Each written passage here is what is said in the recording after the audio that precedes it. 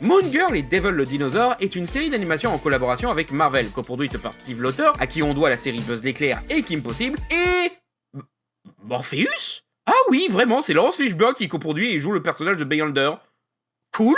C'est difficile de dire si la série fut un succès, car c'était en diffusion simultanée sur Disney Channel et sur Disney+, donc les méthodes pour calculer le succès sont de l'ordre de la prémonition style Moyen-Âge, mais l'accueil critique fut excellente, surtout parmi les fans d'animation stylisée, et la série a gagné pas mal d'Annie Awards dans la catégorie des productions animées pour enfants. Et oui, je confirme que cette série mérite son succès populaire. C'est fun, créatif, amusant, mélangeant comme dans Kim Possible action et imaginaire super-héroïque à histoire du quotidien, c'est vraiment un des meilleurs trucs nés de l'association Disney-Marvel. Mais Disney, bizarrement, déteste cette série. Ça se voit au fait qu'ils l'ont supprimée après que 2 saisons, et surtout, la censure, y a pas d'autre mot, d'un épisode entier. Un épisode qui se focalise sur le personnage de Brooklyn, une ado trans. Épisode qui a été sauvé grâce à un leak et beaucoup de réuploads, notamment sur archive.org. Brooklyn est le capitaine de l'équipe de volleyball du lycée où étudie notre héroïne Moon Girl. Lors d'un match avec une équipe d'une autre école, la coach adverse entend dire que Brooklyn était dans une équipe de garçons quand elle était dans le foot. Elle est alors triggered et fait sa carène auprès du coach du lycée qui a la bonne réaction. Your team captain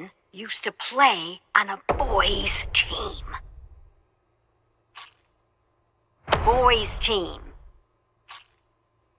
A boy... Coach, is something wrong with your eyes? No, I'm just trying to communicate that what you're saying isn't news and also that I don't care. Prétextant qu'elle veut juste que la partie soit juste, elle fait comme tout transphobe, tricher en empêchant des gamines de jouer pour gagner le match entre lycéennes par défaut. Défaut? Wouhou! C'est la première fois que je gagne grâce à mes défauts. Elle utilise alors une clé magique pour les enfermer dans un escape game interdimensionnel où elles ne pourront sortir que selon ses règles à elle. En jeu ridicule avec des moyens trop drastiques. Typique des épisodes de Moon Girl.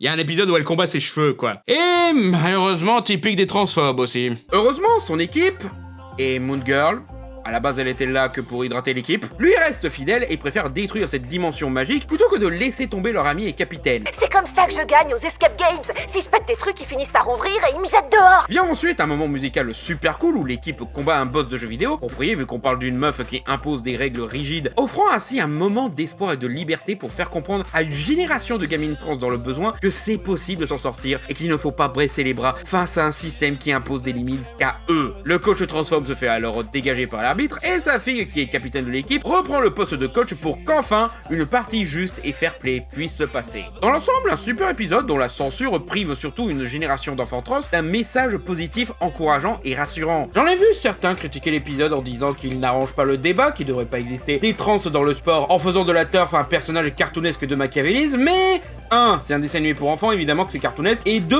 Des turfs et transphobes sont vraiment aussi maléfiques que ça dans la vraie vie.